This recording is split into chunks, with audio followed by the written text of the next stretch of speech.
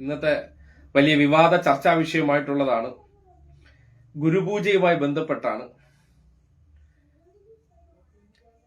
ഗുരുവിന്റെ കാല് കഴുകേണ്ടതുണ്ടോ എന്നതിനെ സംബന്ധിച്ചതാണ്.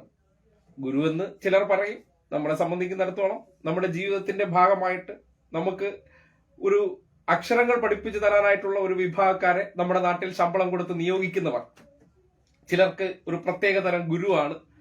അത് അവർക്ക് വിശ്വസിക്കുന്നതിലൊന്നും തെറ്റില്ല. പക്ഷേ അത് വേണോ വേണ്ടയോ എന്നുള്ളതിനെ സംബന്ധിച്ച് ചില ലോജിക്കൽ കാര്യങ്ങൾ നിങ്ങളടുത്ത് ചോദിക്കാനുണ്ട്. അത് നിങ്ങൾക്ക് അതിന്റെ ഉത്തരം പറയാം. ആദ്യമേ പറയാനുള്ള കാര്യം, ഇത് മതത്തിന്റെ കാഴ്ചപ്പാടിൽ സംസാരിക്കുന്ന ഒരു കാര്യമില്ല. മതത്തിന്റെ കാഴ്ചപ്പാടിൽ നമ്മുടെ സമൂഹത്തിൽ വന്നു ചേർന്നതോ അല്ല വിദ്യാഭ്യാസം എന്നുള്ളൊരു യാഥാർത്ഥ്യം നിലനിൽക്കെ. ഇതെല്ലാം ഇവിടെ ചിലതൊക്കെ പോരാടി നേടിയതാണ്. ആ പോരാടി നേടിയതിനെയൊക്കെ പിന്നീട് ഹൈജാക്ക് ചെയ്യാൻ വേണ്ടി അതിനകത്ത് കൊണ്ടുവന്ന് ഈ മതത്തിന്റെ പേരിൽ ചില നുണുക്ക് പരിപാടികൾ ഇംപ്ലിമെന്റ് ചെയ്യുന്നുണ്ട്. അതിനെ സംബന്ധിച്ചാണ്. AC അസീസ് കേൾക്കാൻ പറ്റുന്നുണ്ടോ? തിലകൻ പറയൂ. ഓക്കെ. AC അസീസ് കോഴ കൊടുത്ത് വാങ്ങുന്നതാണത്രേ അധ്യാപകൻ. അതൊരു കറക്റ്റ് പോയിന്റ് ആണ്. അധികം ഈ സമയത്ത് AC അസീസിന്റെ ആ വാചകം കൃത്യമായി ശ്രദ്ധിക്കണം. കോഴ കൊടുത്ത് അധ്യാപകരാകുന്നവർ വരെ നമ്മുടെ നാട്ടിലുണ്ട്. ESK മംഗളം, ദെൻ ബിജു ഗോപി. കേൾക്കാൻ പറ്റുമെന്ന് കരുതുകയാണ്. അപ്പോൾ നമുക്ക് സ്റ്റാർട്ട് ചെയ്യാം. ഞാൻ കൊടുത്ത ക്യാപ്ഷൻ തന്നെ നിങ്ങൾ വായിച്ചു കാണും. വ്യക്തിയുടെ കാൽ കഴുകുന്ന ഗുരുപൂജ വേണമോ വേണ്ടയോ? ബേസിക്കലി രക്ഷിതാക്കളായിട്ടുള്ളവരടുത്ത് എനിക്ക് പറയാനുള്ള ഒരു പ്രാഥമിക വാചകം, നമ്മുടെ മക്കൾ ഇഷ്ടപ്പെട്ടാണോ ഇത് ചെയ്യുന്നത് എന്ന് ബേസിക്കലി മനസ്സിലാക്കാനുള്ള ഒരു ഉത്തരവാദിത്വം രക്ഷിതാക്കൾക്കുണ്ട്. നിങ്ങൾ മറ്റുള്ളവരുടെ സമ്മർദ്ദത്തിന് വഴങ്ങി നിങ്ങളുടെ മക്കളെ കൊണ്ട് എന്തെങ്കിലും കാര്യങ്ങൾ നിർബന്ധപൂർവം ചെയ്യുമ്പോൾ, നിങ്ങൾക്ക് ചില വിഷയങ്ങൾ നിർബന്ധിച്ച് ആരെങ്കിലും ചെയ്യിപ്പിക്കുമ്പോൾ മനസ്സിനുണ്ടാകുന്ന ഒരു വിഷമമുണ്ട്. ഞാൻ വെരി ഫ്രാങ്ക്ലി മറ്റൊരു അടിസ്ഥാനത്തിലും അല്ല പറയുന്നത്. നിങ്ങൾ സ്വന്തം മനസ്സിനെ ആലോചിച്ച് നോക്കൂ. നിങ്ങൾക്ക് ഇഷ്ടമില്ല, നിങ്ങൾക്ക് താല്പര്യമില്ല, പക്ഷേ നിങ്ങളെ നിർബന്ധിതപൂർവ്വം അത് ചെയ്യിക്കുകയാണെങ്കിൽ നിങ്ങൾ അത് ആസ്വദിച്ചായിരിക്കും ചെയ്യുന്നത്, അതോ വല്ലാത്ത മാനസിക സംഘർഷത്തിലായിരിക്കും ഇത് ചെയ്യുന്നത്? ഇതാണ് അതിന്റെ ഒരു ഫസ്റ്റ് ചോദ്യം. ആ ചോദ്യത്തിന് നിങ്ങൾക്ക് ഉത്തരമുണ്ടെങ്കിൽ നിങ്ങൾക്ക് ഒരിക്കലും ഈ പറയുന്ന രീതിയെ സപ്പോർട്ട് ചെയ്യാനോ അത് ചെയ്യണമെന്ന് നിർബന്ധം പിടിക്കാൻ കഴിയില്ല. പക്ഷെ നിങ്ങൾക്ക് മാനസികമായിട്ടുള്ള അതൊരു പ്രശ്നമല്ല, അതൊക്കെ ചെയ്യേണ്ടതാണ് എന്ന് ആരൊക്കെയോ പറഞ്ഞു തന്നതിനെ നിങ്ങൾ അതേപടി വിശ്വസിക്കുകയാണെങ്കിൽ അതിലെനിക്കൊന്നും ചെയ്യാനില്ല. പക്ഷെ ആലോചിക്കേണ്ട ചില കാര്യമുണ്ട്. ഏത് ഗുരുവാണ് ഇവരുടെ വേദങ്ങൾ പ്രകാരമോ അല്ലെങ്കിൽ ഏതെങ്കിലും അനുഷ്ഠാനങ്ങൾ പ്രകാരമോ കാല് കഴുകണമെന്ന് പറഞ്ഞിട്ടുള്ളതെന്ന് ഇവർ ഒന്ന് വിശദീകരിച്ച് കേട്ടാൽ നല്ലതായിരിക്കും. ഏതെങ്കിലും വേദത്തിൽ പറഞ്ഞിട്ടുണ്ടോ ഗുരുവിന്റെ കാല് കഴുകണമെന്നുള്ള കാര്യം? അതും വേണ്ട. നമ്മുടെ ഒരു കാലഘട്ടത്തിൽ ഒരു വിഭാഗം മനുഷ്യരുടെ കുട്ടികളെ, പ്രത്യേകിച്ച് അറിയാലോ, ഇവിടെ ചാതുർവർണ്ണയ കാലഘട്ടം നിറഞ്ഞു നാടിയ ഒരു കാലഘട്ടത്തിൽ കുറേയേറെ മനുഷ്യരുടെ കുട്ടികളെ പഠിപ്പിക്കാൻ തയ്യാറാകാത്ത ഗുരുക്കന്മാരുണ്ട്. ആ ഗുരുക്കന്മാരെ ഓർത്തുകൊണ്ടാണോ ഇവരുടെ കാല് കഴുകേണ്ടത്?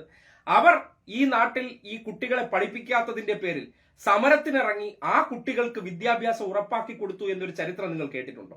അപ്പോ അതിന് തയ്യാറാകാത്ത കുറേയേറെ ഗുരുക്കന്മാർ ഉണ്ടായിരുന്ന നാടാണ് നമ്മുടേത്. നേരത്തെ അസീസ് പറഞ്ഞതുപോലെ ഇന്നത്തെ കാലഘട്ടത്തിൽ സ്കൂളുകൾ മാനേജ്മെന്റിന്റെ ഭാഗമായി കഴിഞ്ഞു. അവിടെ കോഴ കൊടുത്ത് അധ്യാപകരാകുന്നവരുടെ കാലാണോ നിങ്ങൾ കഴുകേണ്ടത്? നിങ്ങളുടെ മക്കളെ നിങ്ങൾ ഇതിൽ ഏത് വിഭാഗത്തിൽ പെടുത്താനാണ് ആഗ്രഹിക്കുന്നത്? ഒരു കാര്യം മാത്രമേ പറയാനുള്ളൂ. 1957 ആദ്യ കമ്മ്യൂണിസ്റ്റ് സർക്കാർ കേവലം 2 വർഷമാണ് ഇവിടെ ഭരിച്ചത്. ആ സന്ദർഭത്തിലാണ് ഭൂപരിഷ്കരണ നിയമത്തിലൂടെ ഈ പാവപ്പെട്ടവർക്ക് ഭൂമി എത്തിച്ചു കൊടുക്കുകയും അവരുടെ മക്കൾക്ക് ഈ നിർബന്ധിത വിദ്യാഭ്യാസം നടപ്പിലാക്കിയത് 57 to 59, 67 to 69, 4 വർഷമാണ് കമ്മ്യൂണിസ്റ്റിന് ഭരിക്കാൻ അവസരം കിട്ടിയത്. ആ സന്ദർഭത്തിൽ എടുത്ത തീരുമാനങ്ങൾക്കപ്പുറം ബാക്കിയുള്ളതെല്ലാം പുറത്തുനിന്ന് പോരാടേണ്ടി വന്നതാണ്. അതുകൊണ്ട് ഒരു കാര്യം മനസ്സിലാക്കുക, പഞ്ചമി എന്നൊരു പെൺകുട്ടിയെ പഠിപ്പിക്കാൻ ഒരു വിദ്യാലയത്തിൽ കൊണ്ടുചെന്നപ്പോൾ അവിടെ സ്കൂളിന് തീയിട്ട ചരിത്രമുണ്ട്. ദൂരെയെങ്ങുമല്ല, തിരുവനന്തപുരത്തെ നെയ്യാറ്റിൻകരയിലെ ഒരു ചരിത്രമാണ്. 100 വർഷം പഴക്കവും ഉണ്ടായിട്ടില്ല. അയ്യങ്കാളി അന്നെടുത്തൊരു സ്റ്റേറ്റ്മെന്റ് ഉണ്ട്, അല്ലെങ്കിൽ പറഞ്ഞ നിങ്ങളുടെ പാടം തരിച്ചു കിടക്കും, കൊയ്യാൻ ഇറങ്ങില്ല. അങ്ങനെ അവർ പോരാടി നേടിയ വിദ്യാഭ്യാസം, അതിന് ഒരു ഗുരുക്കന്റെയും സപ്പോർട്ട് ഉണ്ടായിരുന്നില്ല. പഞ്ചമിയെ ആ സ്കൂളിൽ കൊണ്ടുവന്ന് വിളിച്ചിരുത്തി പഠിപ്പിക്കാൻ തയ്യാറാകാത്ത ഗുരു മാനസികാവസ്ഥയെ തൽക്കാലം ഈ സമൂഹത്തിന് ഒരു വിഭാഗക്കാരായിട്ട് മാത്രമേ കാണാൻ കഴിയുള്ളൂ. നമ്മൾക്ക് തന്നെ ആലോചിക്കാം, അധ്യാപകർ മാത്രം? ഡോക്ടർ നമ്മുടെ ജീവൻ രക്ഷിക്കുന്നവരല്ലേ, ദൈവങ്ങളല്ലേ? നമുക്ക് അവരുടെയും കാല് കഴുകാം. ഈ നാട്ടിലെ സകല പേരും നമുക്ക് സർവീസ് തരുന്നവരുടെ കാല് മുഴുവൻ നമുക്ക് കഴുകാം, പിള്ളേരെ അടിമ മനോഭാവക്കാരാക്കാം. എന്നിട്ട് ഇപ്പൊ കണ്ടില്ലേ, സർവകലാശാല വിസിമാരായിട്ടിരിക്കുന്ന ചില മോഹനൻ കുന്നുമ്മൽമാരെ പോലുള്ള പാദസേവകരെ അല്ലെങ്കിൽ ബ്രിട്ടീഷുകാരുടെ കാലഘട്ടത്തിൽ ഈ നാട് പോരാടുമ്പോൾ സവർക്കറിന്റെ ചരിത്രം വെച്ചിട്ട് നോക്കുമ്പോൾ ഷൂ കണ്ടിട്ട് ഞാൻ മാപ്പെഴുതി തന്നിട്ട് ഷൂ വർക്ക് നടത്തിയിട്ട് എന്നെ വിട്ടോളൂ, ഈ രാജ്യത്തിനെതിരെ ഞാൻ നിലകൊള്ളുന്നവർക്ക്, രാജ്യത്തിനെതിരെ നിലകൊണ്ട ബ്രിട്ടീഷുകാർക്കൊപ്പം നിന്നോളാമെന്ന് എഴുതി കൊടുത്തവരുടെ ഈ ഗുരുപാദ പൂജയാണോ നമ്മൾ ഉദ്ദേശിക്കുന്നത്? എന്തായാലും തൽക്കാലം കാഴ്ചപ്പാട് വെച്ചിട്ട് സ്വന്തം മക്കൾ അഭിമാനപൂർവ്വം തല ഉയർത്തി അനാവശ്യമായിട്ട് ഒരുത്തന്റെയും പാദസേവ ചെയ്യേണ്ടത് കാര്യമില്ല എന്ന് നമ്മൾ മനസ്സിലാക്കേണ്ടതുണ്ട്. അധ്യാപകർ നമുക്ക് അക്ഷരം പറഞ്ഞു തരുന്നവരാണ്. നിങ്ങൾ ഇപ്പൊ ഒരു വിദ്യാർത്ഥിയായിട്ട് ഞാൻ PG വരെ പഠിച്ച ഒരാളാണ്. ആ PG കാലഘട്ടത്തിന്റെ ഇടയിൽ എനിക്ക് താല്പര്യമില്ലാത്ത എത്ര അധ്യാപകരുണ്ടെന്നറിയും. അവരുടെയൊക്കെ പാദസേവ ചെയ്യണമെന്ന് പറഞ്ഞാൽ നടക്കണം. പക്ഷേ വഴിയിൽ വെച്ച് കണ്ടാൽ അവർ കണ്ടില്ലെങ്കിലും പോലും പോയി അങ്ങോട്ട് പോയി സംസാരിക്കുന്ന അധ്യാപകരുണ്ട്. നമ്മളെ സ്വാധീനിച്ച, നമ്മളെ തിരിച്ചറിഞ്ഞ, എന്റെ ന്യൂനതകൾ, എന്റെ കുറവുകൾ, എന്റെ പ്ലസുകളൊക്കെ മനസ്സിലാക്കിയിട്ട് സഹായിച്ച അധ്യാപകരുണ്ട്. അന്ന് ഇവരൊക്കെ പോയി തൊലയാൻ നടക്കുന്നവർ എന്ന് വിചാരിച്ചിരുന്നവർ അവരെ കാല് കഴുകേണ്ടതുണ്ട്. നിങ്ങൾക്ക് തന്നെ ചിന്തിക്കാം, നിലപാട് അല്ലെങ്കിൽ തീരുമാനങ്ങളൊക്കെ എടുക്കുമ്പോൾ നമ്മുടെ പൂർവ്വ അനുഭവങ്ങൾ കൂടി എടുത്തു നോക്കൂ. ഈ സ്കൂളിൽ വരുന്ന അധ്യാപകർ നേരത്തെ പറഞ്ഞ പോലെ പലതരത്തിലുള്ള പോസ്റ്റിംഗ് ആണ്. അവർക്ക് മാസാമാസം ശമ്പളം കൊടുത്തില്ലെങ്കിൽ ഇവരെ അങ്ങ് പഠിപ്പിച്ചു കളയാമെന്ന് വിചാരിക്കുന്നവരൊന്നും അല്ലല്ലോ. കുട്ടികൾക്ക് പൈസ ഇല്ല, ആ പൈസ ഇല്ലാത്തതുകൊണ്ട് എനിക്ക് പൈസ കിട്ടിയില്ലെങ്കിൽ ഇവരെ പഠിപ്പിക്കാമെന്ന് വിചാരിക്കുന്ന ചില ആൾക്കാരുണ്ട്. ആ മനുഷ്യരെ ഒന്നും തള്ളി പറയുന്നത്, അവരൊക്കെ ഞാൻ പറഞ്ഞാൽ നമ്മൾ കാല് കഴുകണ്ട, നമ്മുടെ മനസ്സിലുള്ളിൽ അവരുടെ സ്നേഹം കാണും.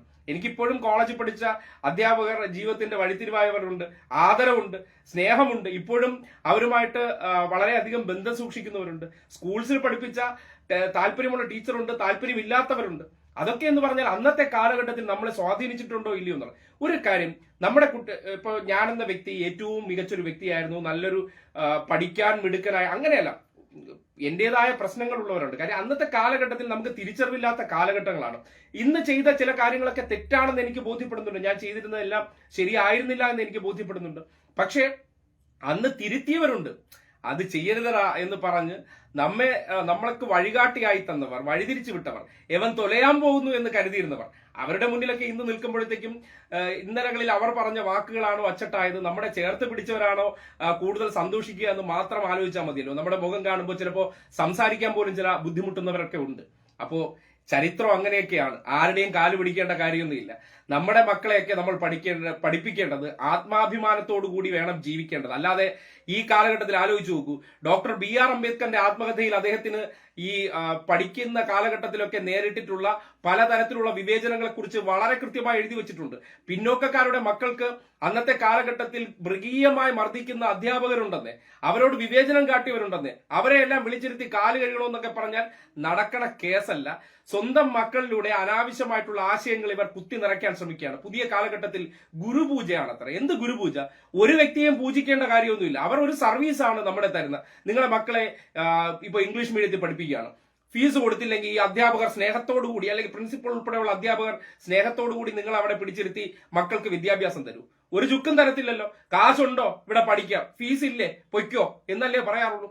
സർക്കാർ ആശുപത്രിയിൽ സർക്കാർ സ്കൂളുകളിൽ ചെന്നാൽ അവിടെയും നിയമനങ്ങളൊക്കെ കിട്ടി, PSC പരീക്ഷ എഴുതി അവരൊരു ജോലി എന്നുള്ള നിലയ്ക്കാണ് ഈ ഇന്നത്തെ കാലഘട്ടത്തിൽ ഈ പറയുന്ന അധ്യാപക ജോലിയിലേക്ക് വരുന്നത്. ഒന്ന് ആലോചിച്ച് നോക്കും.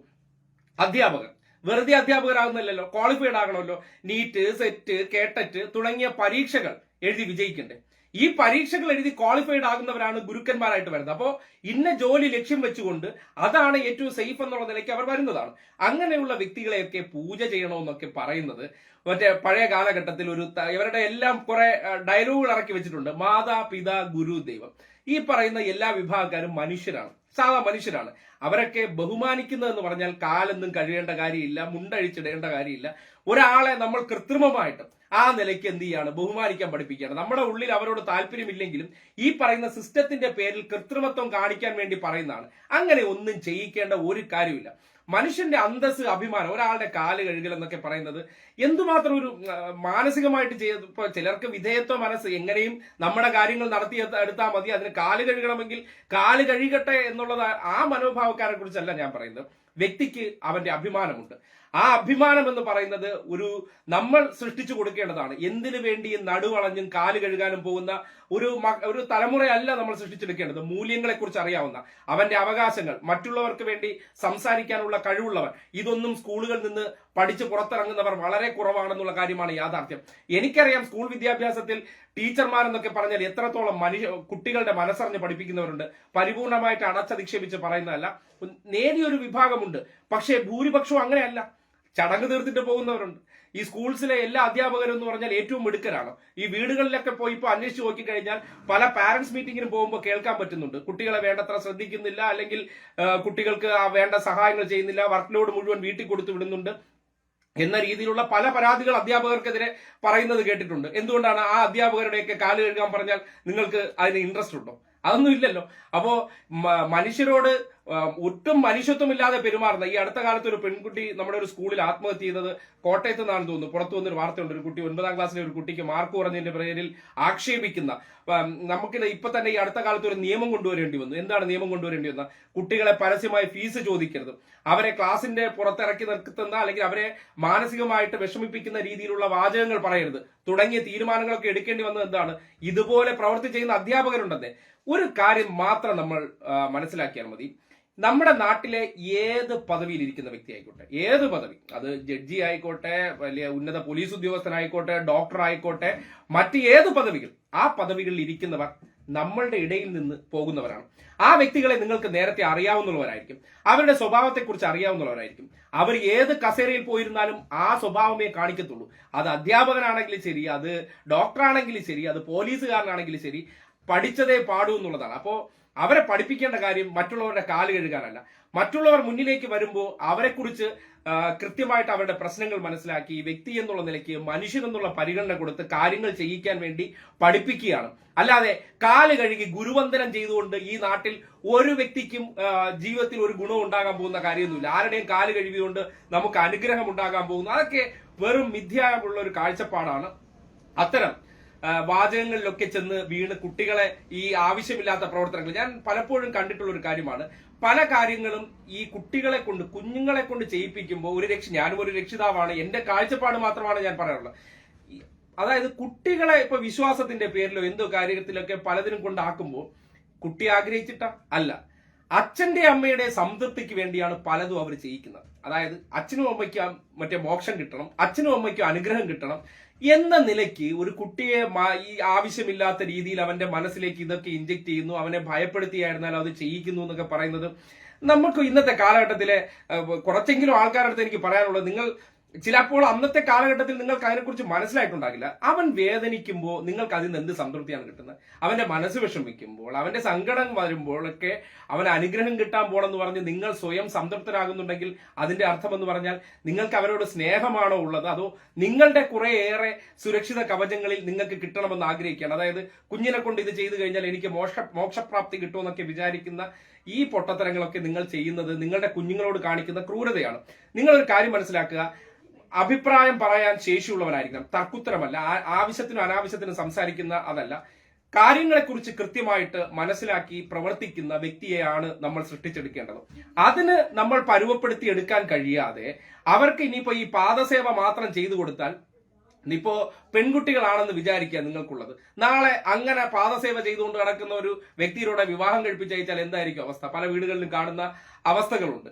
അങ്ങനെ സ്വന്തം നിലപാടുകളില്ല, വീട്ടുകാർ പറയുന്നതാണ്, ഇത് കൈയും കഴുകി കാലും കഴുകിക്കൊണ്ട് നടക്കുന്ന, അങ്ങനെയല്ലല്ലോ. സ്വന്തം നിലയ്ക്ക് കാര്യങ്ങൾ ചെയ്യാൻ അറിയണം, അവന് അവന്റേതായ സ്വയം പര്യാപ്തത ഉണ്ടാകണം. ഏത് വിഷയത്തിലും എനിക്ക് മറ്റുള്ളവരെ ആശ്രയിക്കാതെ അവനവൻ എന്നുള്ള നിലയ്ക്ക് അല്ലെങ്കിൽ അവളവൾ എന്നുള്ള നിലയ്ക്ക് അവർക്ക് ചെയ്യാൻ പറ്റുന്നതാകണം അവരുടെ കഴിവ്, അവരുടെ ക്വാളിറ്റി. അതാണ് വളർത്തിയെടുക്കേണ്ടത്. അല്ലാതെ ഇമാതിരി ഊളത്തരങ്ങളല്ല എന്ന് പറയേണ്ടി വരികയാണ്. ഇന്നത്തെ കാലഘട്ടത്തിലും കാല് കഴുകൽ എന്നൊക്കെ പറയുമ്പോൾ ഞാൻ ആ കുട്ടിയുടെ ഞാൻ ആ സ്കൂളിൽ പഠിക്കുന്ന ഒരു കാലഘട്ടത്തിൽ ഞാൻ നിന്നിട്ടൊന്ന് ആലോചിച്ചു, എന്റെ അടുത്ത് ഇത് പറഞ്ഞാൽ എന്തായിരിക്കും എന്നുള്ള. അപ്പൊ ആ മനസ്സിൽ പോലും എനിക്ക് ഉൾക്കൊള്ളാൻ പറ്റുന്നില്ല. ഇതെന്തോ ഒരു വലിയ കാര്യമാണ്, ഇങ്ങനെ അനുഗ്രഹം ഉണ്ടാകും, കുറെ ഗുരുവിനെ കുറിച്ച് മാതാപിതാ ഗുരു ദൈവം എന്നൊക്കെ പറയും പോലെ ഗുരു സാക്ഷ ഗുരുബ്രഹ്മ എന്നൊക്കെ പറഞ്ഞ് കുറെ കാര്യങ്ങളൊക്കെ പറഞ്ഞ് പണ്ട് കാലഘട്ടത്തിൽ ഏത് സാങ്കല്പിക കാലഘട്ടത്തിലെ ഗുരുക്കന്മാർ, അതായത് അന്ന് ഇവിടെ നേരെ ചെവ്വിയ റോഡും കെട്ടിടങ്ങളും ഒന്നും വന്നിട്ടില്ല, അന്നത്തെ മറ്റേ യുവന്മാരുടെ പശുവിനെ മേച്ചുകൊണ്ട് കിടക്കുന്ന കാലഘട്ടത്തിൽ ഗുരു പറഞ്ഞിട്ടുള്ള കാര്യം എന്നാണ് പറയുന്നത്. ഒരു ചുക്കുമില്ല. ഇന്നത്തെ വിദ്യാഭ്യാസങ്ങളെല്ലാം ഈ രീതിയിലേക്ക് ആക്കിയെടുത്തതിന്റെ പിന്നിൽ ഒരുപാട് പോരാട്ട കഥകളുണ്ട്. അതിൽ ഇടതുപക്ഷം ഈ നിർബന്ധിത വിദ്യാഭ്യാസം, സാർവത്രിക വിദ്യാഭ്യാസം നിർബന്ധമായിട്ട് ഈ നാട്ടിൽ ഈ വിദ്യാഭ്യാസം എല്ലാ കുട്ടികൾക്കും കൊടുത്തേ മതിയാകുന്നെന്ന് പറയുന്നത് പഴയ ഗുരുവൊന്നും പറഞ്ഞതല്ല. അതൊന്നും ചെയ്യാനും ഗുരുക്കന്മാർ തയ്യാറായിരുന്നില്ല. ഗുരുക്കന്മാർക്ക് ജാതിയും മതവും ഒക്കെ കേൾക്കുമ്പോൾ വല്ലാത്ത ഇറിറ്റേഷൻ ഉണ്ട്, ഇന്നും മനസ്സിലുണ്ട്. ഇന്നും ചില പ്രിവിലേജുകാർക്ക് മാത്രം മാനേജ്മെന്റ് കോട്ടകളിലൊക്കെ ജോലികൾ കിട്ടുന്നുണ്ട്. അത് പൈസ വേണം. സാധാരണക്കാരായിട്ടുള്ള ഈ പിന്നോക്കാവസ്ഥയിൽ വരുന്ന മനുഷ്യർക്കൊന്നും അത് ഉണ്ടാകുന്ന അവസ്ഥയുമില്ല. അപ്പോ ഇതൊക്കെ നടക്കുന്ന യാഥാർത്ഥ്യമായിട്ടുള്ള ഒരു കാലഘട്ടത്തിൽ നിന്നുകൊണ്ട് ഇത്തരം പ്രവർത്തനങ്ങൾ ചെയ്യാൻ നിർബന്ധിക്കുന്നുണ്ടെങ്കിൽ അത് ഈ കുട്ടികളെ സംബന്ധിക്കുന്നിടത്തോളം അവർക്ക് ഇഷ്ടമുണ്ടോ എന്ന് ചോദിച്ചാൽ അവർ ചെയ്യാൻ തയ്യാറല്ല. പക്ഷേ നിങ്ങൾ ഇത് ചെയ്യുന്നത് എന്തോ മഹത്തരമായിട്ടുള്ള കാര്യം എന്നുള്ള നിലയ്ക്കൊക്കെ പറഞ്ഞ് തെറ്റിദ്ധരിപ്പിച്ചൊക്കെ അവരെ പഠിപ്പിക്കുകയാണെങ്കിൽ, അവരുടെ മനസ്സിൽ ഇതുപോലുള്ള കാര്യങ്ങൾ ചെയ്യുകയാണെങ്കിൽ വ്യക്തികൾ എന്നുള്ള നിലയ്ക്ക് അവർ അങ്ങനെ ചുരുണ്ടുപോകുമെന്നുള്ള യാഥാർത്ഥ്യം നിങ്ങൾ മനസ്സിലാക്കണമെന്ന് മാത്രമേ പറയാനുള്ളൂ. ഈ നാട്ടിൽ ഒരു ഗുരുവും ഒരു കുട്ടിയെ വഴിയിൽ നിന്ന് പിടിച്ച് നേരെ വിദ്യാഭ്യാസ സ്ഥാപനത്തിൽ കൊണ്ടുവന്നിരുത്തി എനിക്ക് പൈസ വേണ്ട ഞാൻ പഠിപ്പിച്ചോളാം എന്നുള്ള യാഥാർത്ഥ്യമൊന്നും ആരും ചെയ്തിട്ടില്ല. ഈവൻ ട്യൂഷന് നമ്മൾ വിടുന്നുണ്ടെങ്കിൽ പോലും പൈസ കൊടുത്താൽ മാത്രമേ ചെയ്യുള്ളൂ. അപ്പോ ഗുരു എന്ന് പറയുന്ന ഇവർ പറയുന്ന ആ വിഭാഗക്കാർ അവർ ഉപയോഗപ്പെടുത്തിക്കൊണ്ട് ചില ആശയങ്ങൾ കുട്ടികളുടെ മനസ്സിലേക്ക് കുത്തി നിറയ്ക്കാനുള്ള സംഗീതര വേല അങ്ങ് കൈ വെച്ചാൽ മതി എന്നാണ് ഇന്നത്തെ കാലഘട്ടത്തിൽ ഓരോ മനുഷ്യരും വിചാരിക്കേണ്ടത്. കാര്യം എല്ലായിടത്തും പോയി അങ്ങനെയുള്ള പ്രവർത്തനങ്ങളൊക്കെ നടത്തി കാല് തൊട്ട് തൊഴുകണം. കാര്യം ഈ ബ്രാഹ്മിൻസിന്റെ ഉൾപ്പെടെ പഴയ കാലഘട്ടത്തിൽ എന്തോ ഒരു വലിയ സംഭവമാണ് കാല് തൊട്ട് തൊഴുതു കഴിഞ്ഞാൽ കിട്ടുമെന്ന് പറയുന്നത്. ഒന്നും കിട്ടായില്ല, ഒരു ചുക്കം കിട്ടായില്ല. അവർ വലിയ സംഭവമാണ്, അവരുടെ കാല് കഴുകണം. പക്ഷെ അവരാരെങ്കിലും കാല് കഴുകൂ? അവരെന്നും ജീവിതത്തിൽ ആരെങ്കിലും, അവരൊക്കെ വലിയ സംഭവക്കാരാണ്, അവരെ കാല് കഴുകി കഴിഞ്ഞാൽ എന്തോ വലിയ പുണ്യം കിട്ടും എന്നൊക്കെ പറയുന്നത് സാധാരണഗതിയിലുള്ള മനുഷ്യരാണ് നമ്മളെല്ലാവരും.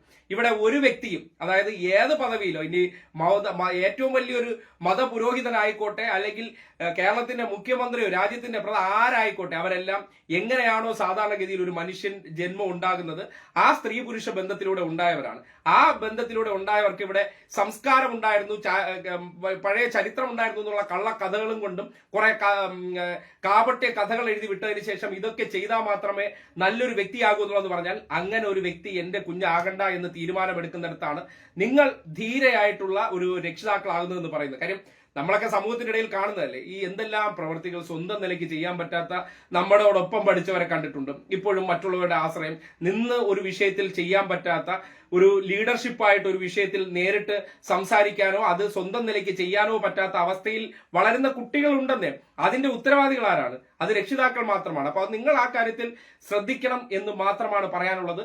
ഇത്തരം വിശ്വാസം എന്നുള്ള രീതിയിൽ എന്തോ സംഭവമാണ്, പ്രാചീന കാലം എന്നൊക്കെ പറയുന്ന ഒരു ചുക്കുമില്ല. ഇവർ ഉണ്ടാക്കിയ കഥകൾ, ഇവരുടേതായിട്ടുള്ള ചില സിസ്റ്റംസ് ഈ സമൂഹത്തിൽ നിലനിർത്താൻ വേണ്ടി ഇവർ ഒളിച്ചു കടത്തുന്ന ചില സാധാരണക്കാർക്ക് മനസ്സിലാകാതിരിക്കാൻ സംസ്കൃത ശ്ലോകങ്ങളിലൂടെയൊക്കെയും ഇവർ പറയുന്ന ഈ പൊട്ടത്തരങ്ങളൊക്കെ എന്ന് പറഞ്ഞാൽ ഇതൊന്നും ഒരു മനുഷ്യനും ഒരംശത്തിന്റെ ഗുണമില്ല എന്നുള്ളതാണ് യാഥാർത്ഥ്യമെന്ന് പറയേണ്ടി വരികയാണ്. അപ്പോ ഇതാണ് ഈ വിഷയവുമായിട്ട് ബന്ധപ്പെട്ട് പറയാനുള്ളത്. അതിൽ രതീഷ് കെ സി മോഹൻ, എന്താ നീ പോയി പണി നോക്കണ, നീ ഇവിടെ RSSനെ വളർത്തും.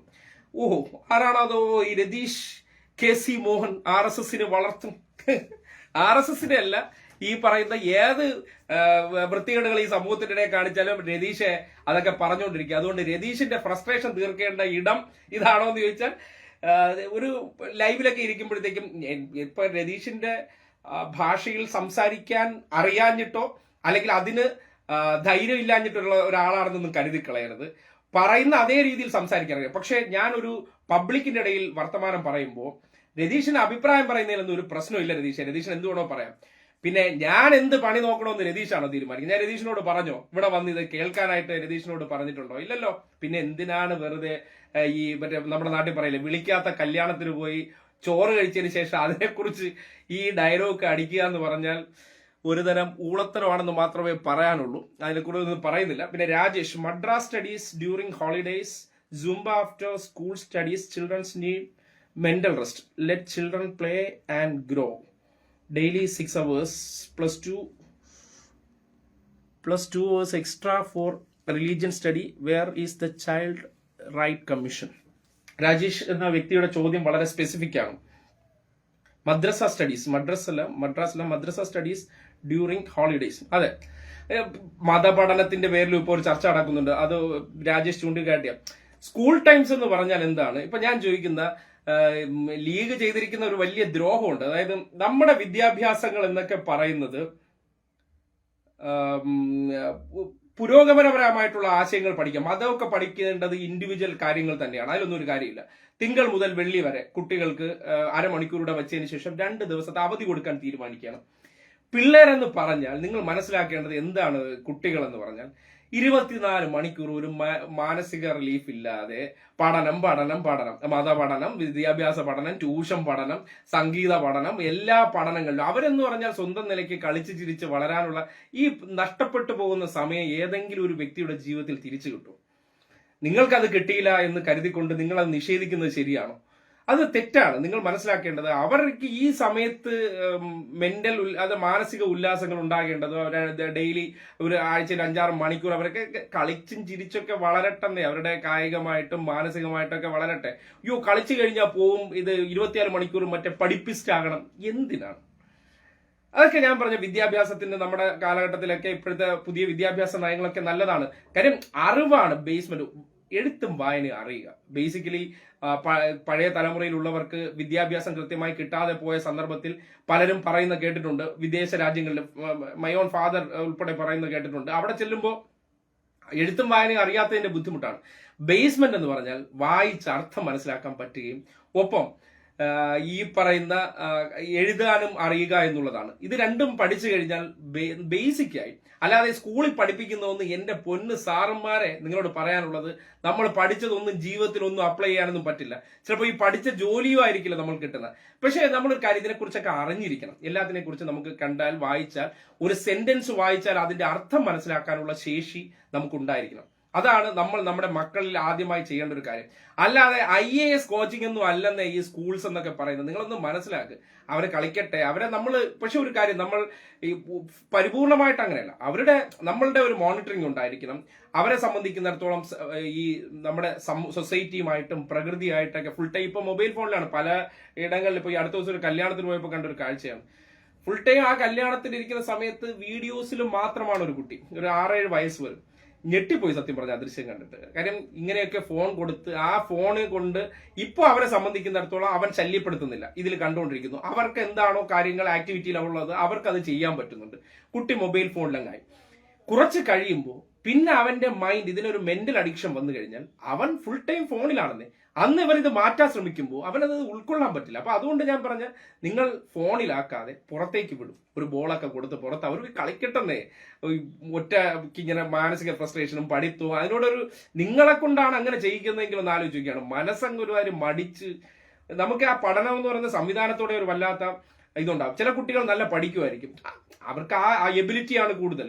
ചിലർക്ക് സ്പോർട്സിലായിരിക്കും താല്പര്യം. ആ എബിലിറ്റിയെ നിങ്ങൾ എന്ത് ചെയ്യണം? അല്ലാതെ പഠിച്ചു അങ്ങ് ഇറങ്ങിക്കഴിഞ്ഞാൽ എല്ലാവർക്കും ജോലി കിട്ടണം, 1ാം റാങ്ക് വാങ്ങിച്ചാൽ എല്ലാവർക്കും. ഞാൻ ഒരിടത്ത് 1ാം റാങ്ക് മേടിച്ചു വന്ന ആളൊന്നുമല്ല. പക്ഷെ ഈ വിദ്യാഭ്യാസം കൊണ്ടിട്ട് നമ്മുടെ ക്ലാസ്സിൽ 1ാം റാങ്കുകാരെക്കാളും ഒക്കെ ആദ്യമൊക്കെ പോയി ഇന്റർവ്യൂ അറ്റൻഡ് ചെയ്ത സന്ദർഭങ്ങളിൽ ജോലി കിട്ടിയവരുടെ ലിസ്റ്റിലുള്ളവരാണ്.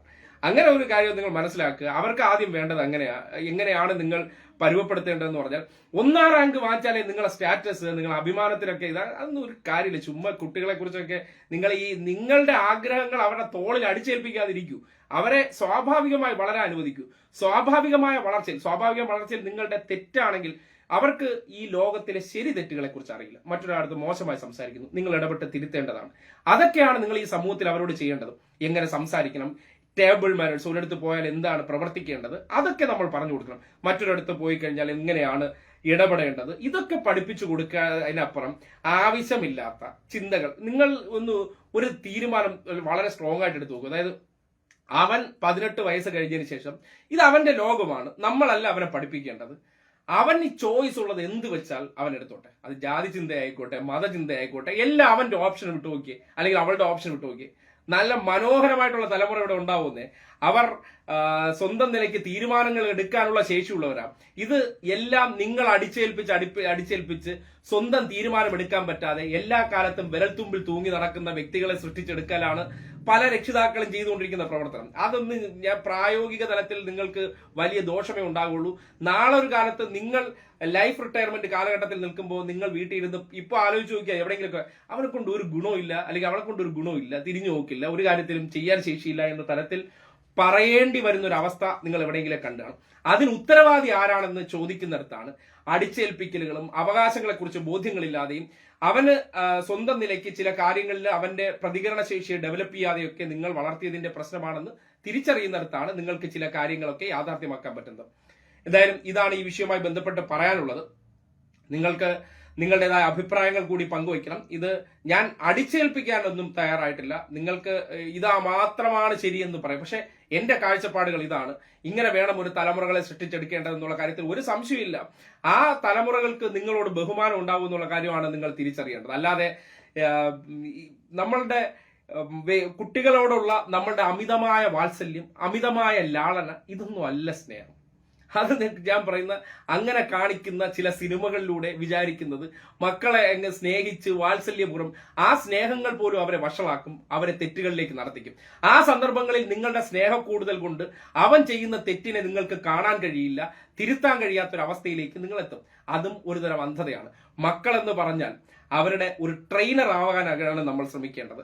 ആ ട്രെയിനർ ആയിട്ട് അവരെ ഓരോ കാര്യത്തിൽ കൃത്യമായിട്ട്, ഇപ്പൊ നിങ്ങൾ എന്ത് കാര്യത്തിൽ ലൈഫിന്റെ എക്സ്പീരിയൻസുകൾ ചെയ്യിപ്പിക്കുന്ന കാര്യങ്ങളിൽ, അവരെ കൊണ്ട് ചെയ്തു പഠിപ്പിക്കുന്ന കാര്യത്തിൽ, അവരെ കൊണ്ട് ഭക്ഷണം കഴിച്ച പാത്രം സ്വന്തം നിലയ്ക്ക് കഴുകാൻ പഠിപ്പിക്കണം, അവന്റെ ഡ്രസ്സ് അവൻ സ്വന്തം നിലയ്ക്ക് കഴുകാൻ പഠിക്കണം, അവന്റേതായ കാര്യങ്ങൾ നോക്കാൻ പഠിക്കണം. ഒറ്റയ്ക്ക് പോയി കഴിഞ്ഞാൽ അവന് മറ്റൊരാളെ ആശ്രയിക്കാതെ എവിടെയും പോയി അവൾ ജീവിക്കുമെന്ന് നിങ്ങൾക്ക് ഉറപ്പാക്കാൻ പറ്റണം. അതാണ് നിങ്ങൾ സൃഷ്ടിച്ചെടുക്കേണ്ട കാര്യമെന്ന് മാത്രമാണ് നിങ്ങളോട് ഈ കാര്യവുമായി ബന്ധപ്പെട്ട് പറയാനുള്ളത്. അപ്പോ മറ്റൊരു വിഷയമായിട്ട് നിങ്ങൾക്ക് കൂടുതൽ അഭിപ്രായങ്ങൾ ആരെങ്കിലുമൊക്കെ പറഞ്ഞിട്ടുണ്ടോ എന്ന് നോക്കട്ടെ.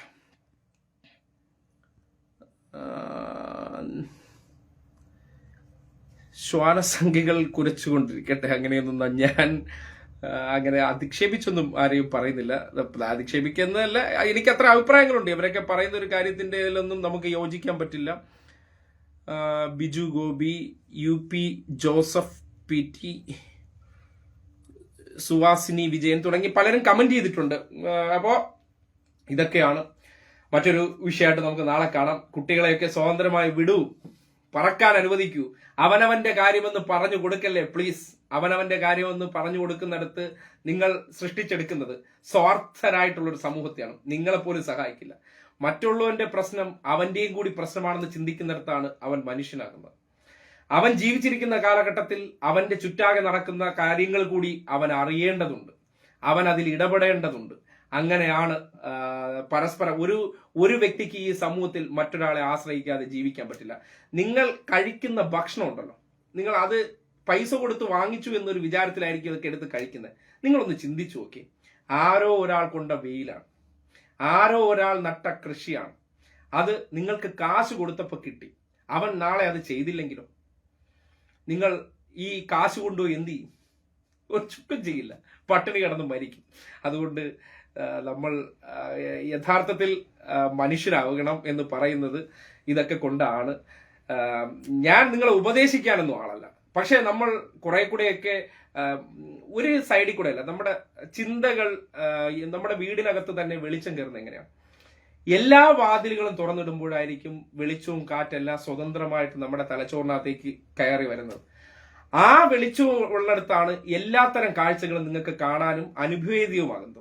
അല്ലാതെ ഒരു സൈഡിൽ കൂടെയുള്ള ജന്നൽ തുറന്നിട്ട് കഴിഞ്ഞാൽ നിങ്ങൾക്ക് കിട്ടാൻ പോകുന്ന കാഴ്ചകൾ, അറിവുകൾ എന്ന് പറഞ്ഞാൽ ഒരു ഏക വേർഷനാണ്. ആ വേർഷനിൽ എന്ത് തെറ്റിനെയും നിങ്ങൾക്ക് എന്ത് ചെയ്യേണ്ടി വരും? അംഗീകരിക്കേണ്ടി വരും. അങ്ങനെയൊന്നുമില്ല. എല്ലാ പ്രവർത്തിക്കുന്ന മനുഷ്യരാണോ തെറ്റുകൾ പറ്റും. നമ്മുടെ മക്കളും പ്രവർത്തിക്കുന്ന മനുഷ്യരാണെങ്കിൽ തെറ്റ് പറ്റും. തെറ്റ് ചെയ്യുന്നില്ലേ, അവൻ ഒരു ഡോളാണെന്ന് വിചാരിച്ചോളൂ. പാവയാണ്. നിങ്ങളൊരു പാവയാക്കി മാത്രം വളർത്തുകയാണ്, സ്ക്രൂ ചെയ്ത് വിടുന്നത്. അങ്ങനെയല്ല. നാളെ അവർ പോയി കുടുംബം നോക്കണം. സ്വന്തം നിലയ്ക്ക് ഒരു കുടുംബം നോക്കേണ്ട ബുദ്ധിമുട്ട് ഇന്നത്തെ കാലഘട്ടത്തിൽ നോക്കുന്നവർക്കൊക്കെ അറിയാലോ, അല്ലെ? അതിന്റെ പാടും ചൂടും എന്താണെന്നുള്ള ഉത്തരവാദിത്തങ്ങൾ അറിയണം. ഇതില്ലെങ്കിൽ വാങ്ങിക്കണം. 1 കിലോ അരിക്ക് എത്ര രൂപ എന്തെങ്കിലും അവൻ അറിയണ്ടേ? അതൊക്കെ എങ്ങനെ അവൻ അറിയും? വളരുമ്പോൾ അറിയും. ഒരു ചുക്കും അറിയില്ല. നിങ്ങൾ നിങ്ങളുടെ ജീവിതത്തിന്റെ ഭാഗമാക്കി ഇതൊക്കെയാണ് ചെയ്യേണ്ടത്. ഒരു നേരത്തെ ആഹാരം ഇല്ലെങ്കിൽ ക്ലാസ്സിലില്ല മക്കളെ, കഴിക്കുന്നതിന് തൊട്ട് മുന്നോടിയായിട്ട് ആർക്കെങ്കിലും ഇല്ലേ എന്ന് ചോദിക്കണം. മറ്റുള്ളവന്റെ വിശപ്പ് അവൻ അറിയാൻ പറ്റണം. ഇതൊക്കെയാണ് നമ്മുടെ മക്കളെ പഠിപ്പിക്കേണ്ടതെന്നുള്ളൊരു ഹംബിൾ റിക്വസ്റ്റ് അതാണ് നിങ്ങളെ മുന്നിൽ വെക്കാനുള്ളത്. അങ്ങനെ അറിയുന്നവനെ നിങ്ങളെയും നാളെ തിരിച്ചറിയുള്ളൂ. നിങ്ങൾ ഒറ്റപ്പെട്ടു പോകുന്ന സന്ദർഭത്തിൽ നിങ്ങൾ ലൈഫ് റിട്ടയർമെന്റ് ആകുന്നത് എല്ലാ കാലവും ഇങ്ങനെയൊന്നും ഇരിക്കില്ലല്ലോ. നമ്മുടെ നാട്ടിലെ ചില മഹാന്മാർ മറ്റേ ജാതകമൊക്കെ എഴുതി വെച്ചിട്ട് എനിക്കൊന്നും സംഭവിക്കില്ല, ഒന്നും പറയില്ല, നമ്മളങ്ങ് സമ്മതിച്ചു കൊടുക്കുക, ചിരിക്കുക എന്നുള്ളതിനപ്പുറം. അതായത് എല്ലാ മനുഷ്യർക്കും ഒരു നിശ്ചിത സമയമേ ഈ ഭൂമിയിലുള്ളൂ. നിശ്ചിത സമയം, അതിനകത്ത് ജീവിക്കുക, മറ്റുള്ളവരെയും കൂടി ജീവിപ്പിക്കുക. ഇതേ നമുക്ക് ചെയ്യാൻ പറ്റുള്ളൂ.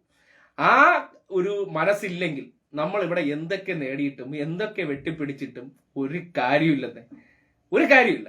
അപ്പൊ അതുകൊണ്ട് നമ്മൾ ജീവിക്കുന്നതിനോടൊപ്പം തന്നെ മക്കളെ നമ്മൾ പഠിപ്പിച്ചെടുക്കേണ്ടത് അന്യനെയും കൂടി. നമ്മളെ നല്ല എഴുത്തുകളൊക്കെ ഉണ്ട്, നിങ്ങൾ കഴിക്കുന്നതിന് മുമ്പ് അപ്പുറം ഒരു മനുഷ്യനും ചെയ്യാറൊന്നുമില്ല. അതുകൊണ്ട് അതൊക്കെയാണ് പഠിപ്പിക്കേണ്ടതെന്നുള്ള റിക്വസ്റ്റ് ആണ്. അല്ലാതെ ഒരു ജോലി ചെയ്യുന്ന വ്യക്തിയുടെയും കാല് കഴുകേണ്ട ഗതികേടിലേക്ക് നമ്മളുടെ മക്കളെ കൊണ്ട് ചെന്ന് എത്തിക്കരുത് എന്നുള്ള ഒരു നിർദ്ദേശം കൂടി നിങ്ങളോടൊപ്പം വയ്ക്കുകയാണ്. കൂടുതൽ പറഞ്ഞ് വഷളാക്കുന്നില്ല. അപ്പൊ എല്ലാവർക്കും ഒരു ശുഭരാത്രി ആശംസിക്കുകയാണ്. മറ്റൊരു വിഷയമായിട്ട് നാളെ കാണാം. അഭിപ്രായങ്ങൾ കേൾക്കുന്നവർ പങ്കുവയ്ക്കുക. കാഴ്ചപ്പാടിൽ തെറ്റുകൾ ഉണ്ടെങ്കിൽ നിങ്ങളുടേതായിട്ടുള്ള അഭിപ്രായം വെച്ച് അത് ചൂണ്ടിക്കാട്ടുന്നതിനെയും വളരെ സന്തോഷപൂർവ്വം സ്വാഗതം ചെയ്യുന്നു. അപ്പം ബൈ. മറ്റൊരു വിഷയമായിട്ട് നാളെ കാണാം.